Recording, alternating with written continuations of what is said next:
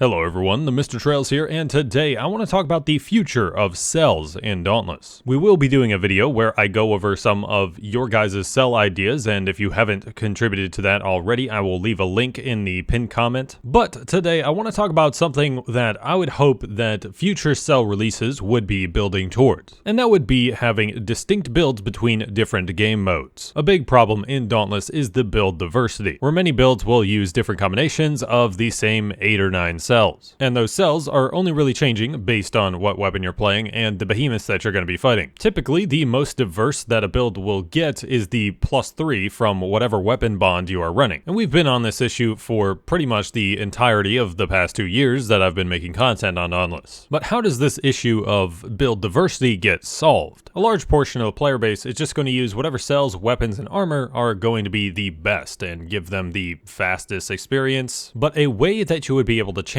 up some of the builds in the game is to make it so certain cells are better in certain game modes than others. Now, I'm not just saying take Berserker and say it does 10% more damage in Trials. What I'm saying is that during the future cell creation process, the devs should be thinking about what they want that cell to be. What game mode do they want the cell to be successful in? And how could they tweak this cell's design to make it better in one game mode but not really useful in another? For example, if we took the Executioner Spearhead mod from the Warpike, but instead made that a cell that activated on behemoth kills. Such a cell would be pretty much useless in Trials, and depending on how strong the damage bonus is, would be absolutely a staple in the hunting grounds. If you were to give it maybe 5% on behemoth kills and stack it up to 8 to 10 kills, then that would probably be enough to make it meta in the hunting grounds. At least if you're routing your XP gain such that you are staying on the hunting ground more than 10 fights. And again, this would be useless in Dauntless Trials because that activates on behemoth kills, which you don't do until the end of a trial, and then it would only be okay in escalations, seeing as you would have a 30% damage bonus going into the final boss fight, which is still pretty good, but it wouldn't be enough to say give up Berserker or to give up on an extra crit damage increase, so it would likely only be used in the hunting grounds. Or instead of a damage bonus, we can make this for attack speed, which would mean in the hunting grounds, Catalyst would become irrelevant. And that's something some people would want to see, having the impact of tonics being taken out of certain game modes. And if we want to make a trial specific cell, we could do something like you have this % of attack speed or damage bonus that wears off completely after X amount of time. This would lock the cell into the trials game mode or very specific speed runs in other game modes. And as long as the bonus was enough to be useful, it would absolutely be meta in those use cases. But this is something I would love to see out of the future design of cells. Using the design of different game modes to make the design of certain cells better in those game modes. So that way we would at least be able to have different meta builds for different game modes. We would have a hunting grounds build, an escalations build, a trials build, and then an endless mode build. And it's not as if we wouldn't have a general purpose build that would be at least good in all of these game modes, but the current builds that we are running, which I would define as these sort of general purpose style builds, wouldn't be meta in every single game mode, like they are now. And this could still be keeping regular damage and attack speed bonuses meta rather than making some other type of stat boost meta, such as if Tempest was meta, then move speed would be meta. But the best part about the suggestion of designing cells to be meta in certain game modes is that it honestly wouldn't take too much effort. If you wanted to take the easy way out here and literally just make a damage and attack speed boost of the same exact cell basically, and if we wanted to take my suggestion for the trials cell, we could make this damage and attack speed bonus wear off after, let's say, 2.5 minutes. That's something I feel like pretty much any dev on the team should be able to code within a couple hours. And as long as the bonuses from those cells would be enough to merit a +6 on the build, then that's already a third of the Dauntless trial builds that are already different. And as long as that attack speed bonus was strong enough, some weapons wouldn't even need Catalyst on the build anymore. And basically the same thing would go for the hunting grounds version of the cell. You could basically just copy the code from either Executioner Spearhead or Thrill of the Hunt if that's easier, and you would only have to change minor things about it to make it fit to being a cell. And if there was actually serious focus dedicated to making these sort of cells in the game, then it would really only take a couple of people, maybe a couple months or less, to make all of these cells happen. I think I've said it before in a video, and I'll say it again. Depending on how simple their idea of a cell is, we could have a new cell in every single patch if they wanted to make that many. But instead, I think a Lyra release was our last new cell, so by 1.11.4, it will have been 3.5 months since our last new cell. At least part of the reason that it's been so long since we've had new cells cells is because of the Legendary Lantern amps. But as of right now, Legendary Lantern amps are only in Radiant Escalation, which makes it hard to argue that they were more important than maybe putting out a new cell that would be available in every game mode. But that's basically going to sum up my ideas on this topic, being that I hope the future of Dauntless cell creation is going to be with certain game modes in mind during the cell creation process, and that there would be new cells more frequently than they have been lately. Let me know your thoughts down below on this topic. Thank you guys for watching. Subscribe to the channel if you have not done so already, and be sure to leave a like on the video. There's a reason I ask you to do those things. If you want to help me out, this is a free and easy way to do it. But I have been Trevor, I go by TheMrTrails, and I will catch you guys next time.